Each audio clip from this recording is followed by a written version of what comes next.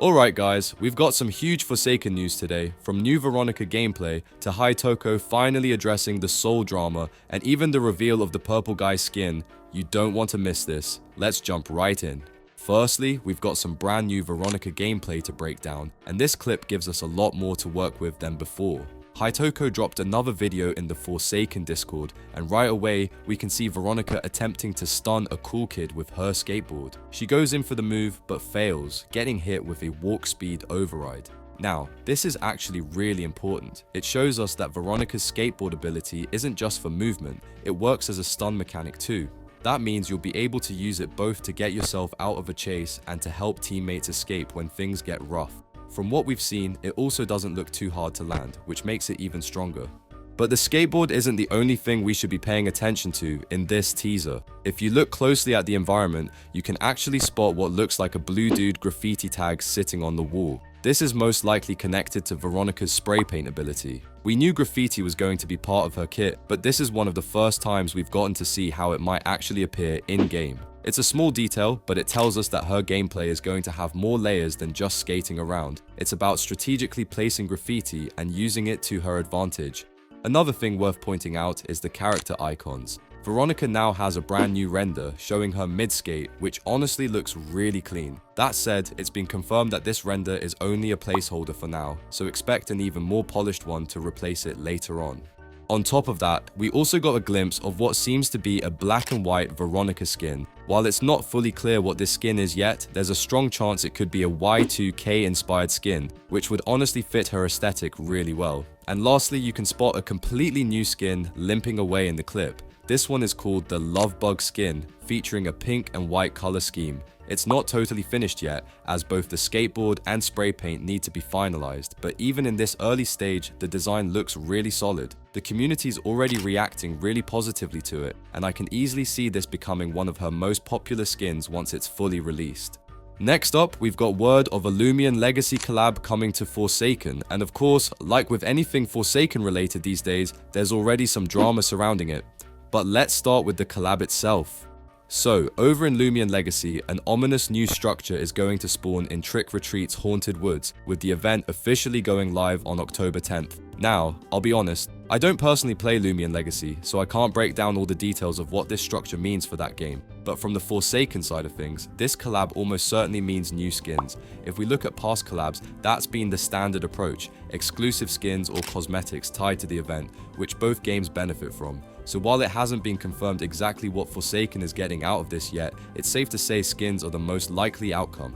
Now, moving on to the drama side of things, a lot of people in the community are upset about the timing of this collab announcement. With all of the recent soul drama still fresh in everyone's mind, some feel that Forsaken shouldn't be working on or promoting collabs at all right now. The argument is that Forsaken is being directed by the wrong people, and that any collab tied to the game is essentially supporting bad leadership. Some even went as far as to say the collab should have been outright cancelled, or at the very least delayed until the situation cooled off. But here's the thing, this collab has almost definitely been in the works for a while now, long before the Soul situation ever came to light. It's highly unlikely that the Loomian Legacy developers knew about any of this drama when planning it, and from their perspective, this is just a normal partnership. They've put a lot of time, effort, and resources into this event, and cancelling it now would mean scrapping a lot of work for reasons that aren't directly tied to them. And realistically, Soul isn't going to see any profit specifically from this collab, it's just skins being added to Forsaken. And with all the drama surrounding this, it even pushed Hytoko to reinstall Twitter just to address the situation. Some people had been accusing him of only wanting to keep filling Soul's pockets, so he released this statement to clear things up. It included a lot of important details, so if you're following the drama, I definitely recommend paying attention to it. Hytoko starts off by saying straight up that neither he, Basil, nor any of the leads want anything to do with Soul personally. The only connection that remains is purely legal, tied to the deal that gave them 100% IP ownership of Forsaken.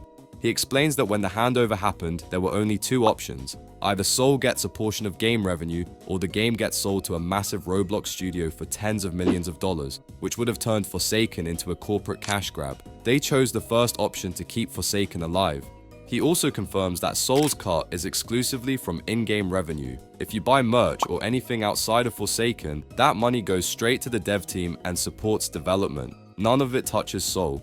Another point he makes is about collaborators. Hytoko says some of the harassment being directed at Forsaken's collab partners is unacceptable. Everyone who still works with Forsaken knows the situation privately and has chosen to support the team, not Soul. Loomian Legacy was even called out specifically for being supportive, and Hytoko asked the community to show them kindness in return.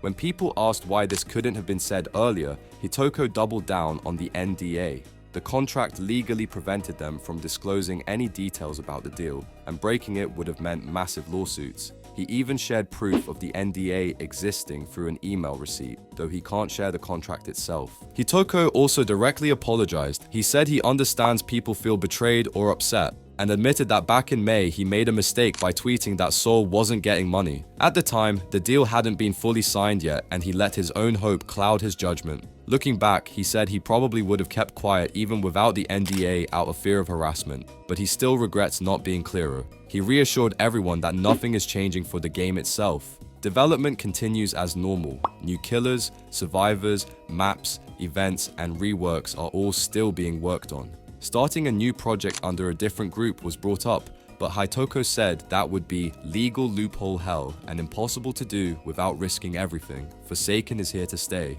Finally, he added a personal note. He acknowledged that many communities and devs now see him in a negative light, and while he understands, he still wants to support their games and hopes that relationships can be repaired in the future.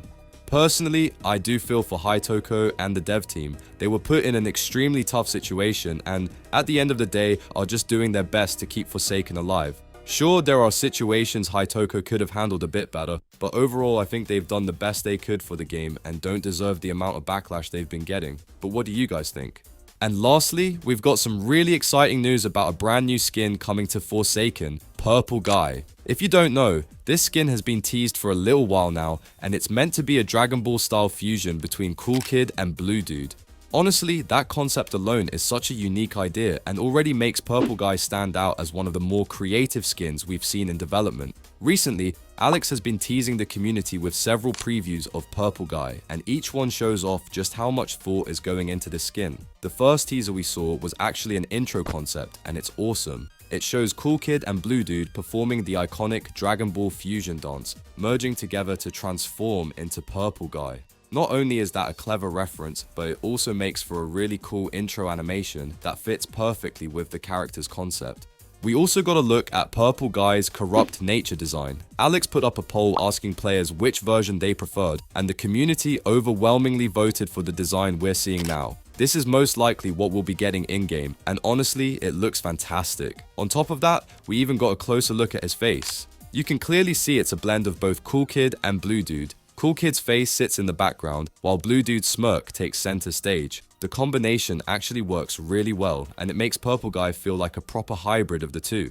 To top it off, his hair is styled in a way that's heavily inspired by Dragon Ball characters, with a sleek purple tint to match his skin tone. Overall, Purple Guy looks like he's shaping up to be one of the most creative and fun skins Forsaken has added in a while.